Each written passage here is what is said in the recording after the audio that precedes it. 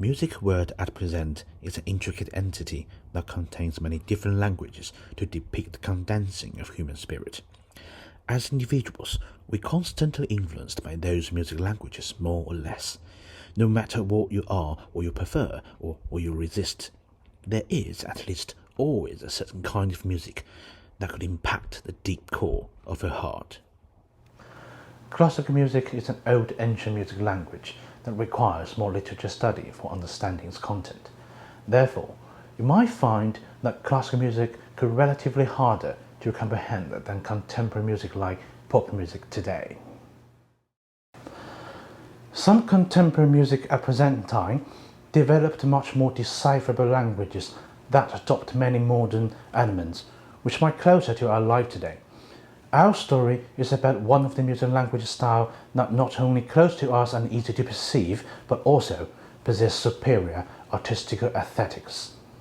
In 1980s, a Japanese cartoonist, Miyazaki, created a series of Wonderland behind the screen for people around the world. Popularity was not the only honor his works reached. A musician who wrote all that background music also had been pushed into the center stage of the world, Joe Hisaishi. Most of people today know Joe Hisaishi as a common sense. His music has been played for so many times that even sometimes people got sick of it.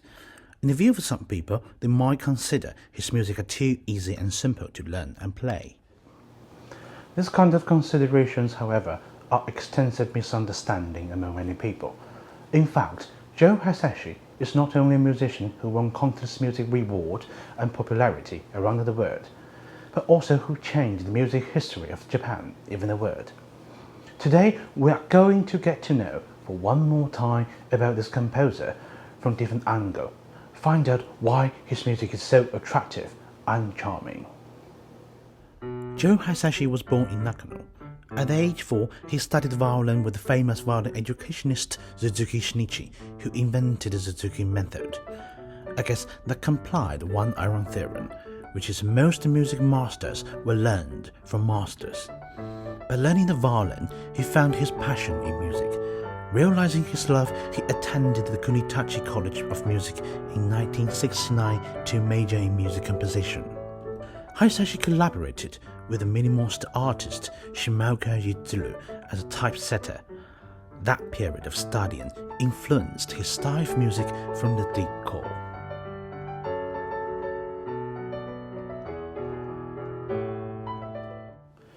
Minimalist is a concept that feels deviant from our life way too far. However, it indeed influenced our music world we hear today, and it doesn't have great estrangement we imagined between us. Dr. Yan Pan, assistant professor of music at St. Olaf College in Minnesota, is an excellent expert and composer in contemporary music. She studied and wrote some article and thesis about Japanese music. Also, she helped me study Hisaishi from her own angle. She might tell us how minimalist influenced our music today. Modern interpreters seek the cultural significance of musical repetition beyond the pleasure principle. Repetition in music is thought to negate teleological desire, and thus repetitive music is allied with antipsychic forces antithetical to eros, to the goal-directed patterns of the tension and release that define the ego-creating life instinct. Repetition is not a repetition of identical elements, so it is not a reproduction, but the repetition of identical in another guise.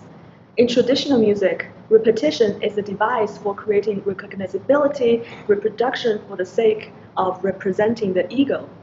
In repetitive music, repetition does not refer to eros and the ego, but the libido and the death instinct. Within experimental music circles, repetition is prized precisely for its ability to dissolve traditional formal dialectics, unleashing strange and unpredictable surges of intensity. Implicitness within extreme boredom is a severe danger and thus intensify the excitement. It will be neither possible nor desirable to read music repetition as the single aesthetic effect of any one social cause. Joe Hisaishi, deeply influenced by this music concept, and we can find that everywhere in his music. The music Summer in Kikuchiro is a perfect example of how he adopts this concept into his music. One thing we need to understand is that Minimalist is not aiming to make music easier but condenser and clearer. This music obviously is not a minimalist piece, but the element inside the structure was influenced by the idea of minimalist. Repeating the same motivation at the bass line entitled the music a strong backbone, and then the melody can be written in a simple and easy manner, which can never lose its center idea while the notes in the melody jumping up and down like a wild horse, which impeccably portrayed the vivid libido of this summer. In the developing part, the accompaniment and the melody altered into different parts. However, the idea of its structure still remained the same. The right hand, which is the accompany, repeat the same pattern, offering the music outpouring vitality.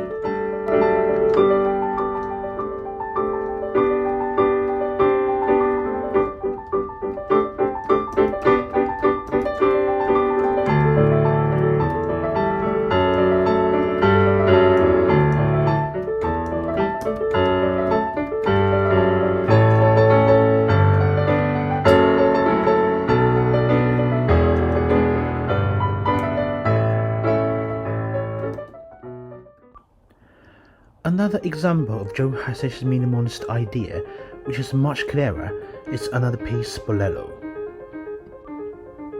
This piece has been written as an etude.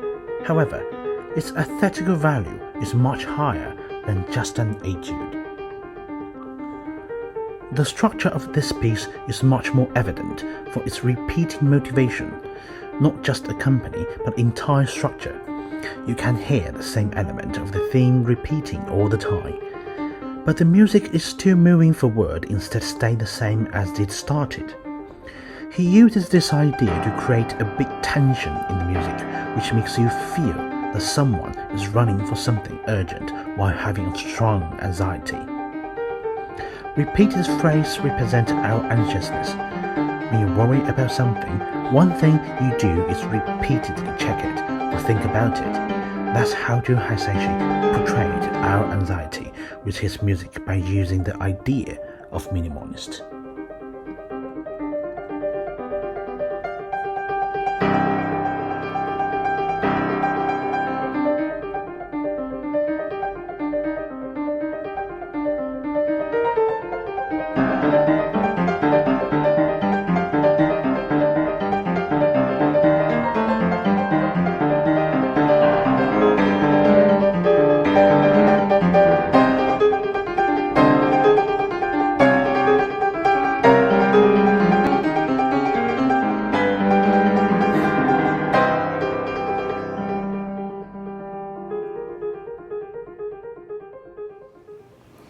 One sole style is not enough to inspire Joe Hisaishi to be the great master we have today.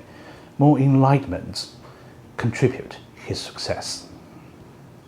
1970s, electronic music and new age music was a big trend around the world. Inevitably, Joe Hisaishi was one of big fans of this new trend. At the age 4, he also began watching 300 movies a year with his father, which influenced his career in the future. In late 1970s to early 1980s, Joe Hisaishi set foot into animation background music industry.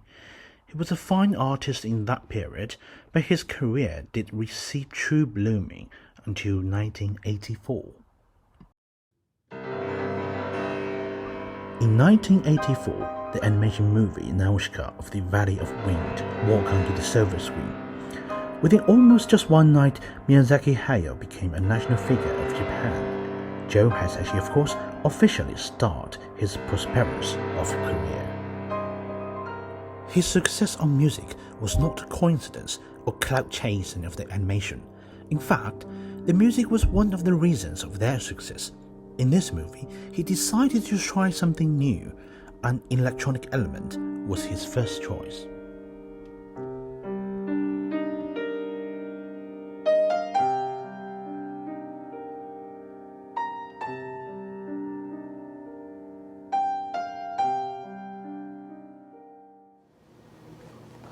One fun fact we have to mention is that electronic style is a music style that inspired by electronic products and instruments, but it does not have to be sound like electronic. It is an idea that encourages musicians to combine non-traditional music sound into the music. So, you might not directly hear electronic sound in the music, but it does be inspired by that.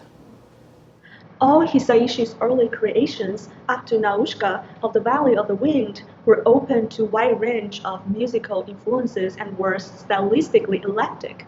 It was possible to find melodic orchestral episodes that make vague allusion of late 19th, early 20th century symphonic works.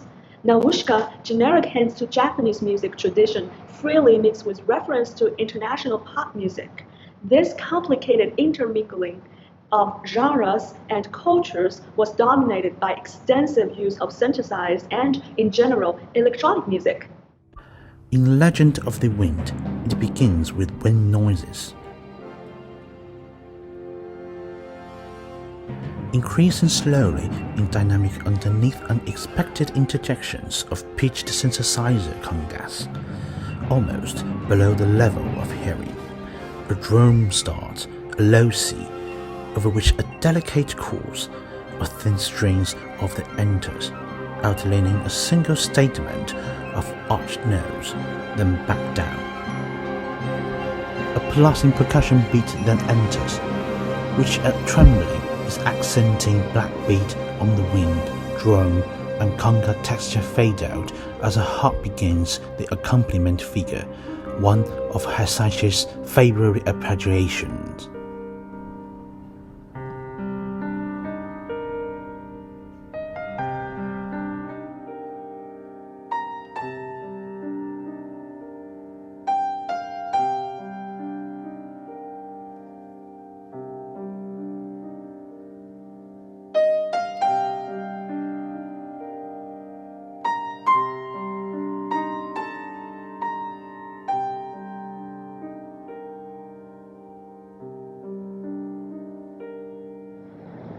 Hisaishi acknowledged the lack of dominant style in his early music for animation when he privileged musical experimentation at the expense of need of the image. I did my best to find the most challenging way.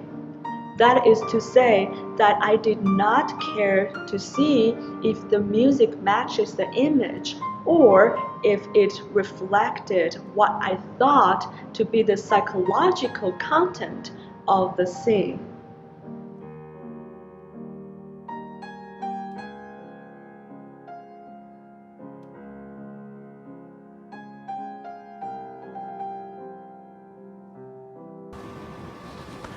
The complication in the music of Joe Hisaishi has way beyond our understanding, but what we just mentioned was only a tiny part of it. He also absorbed elements besides what we discussed. For better understanding of his music, I think that is also what needs to be figured out. But that is for another episode.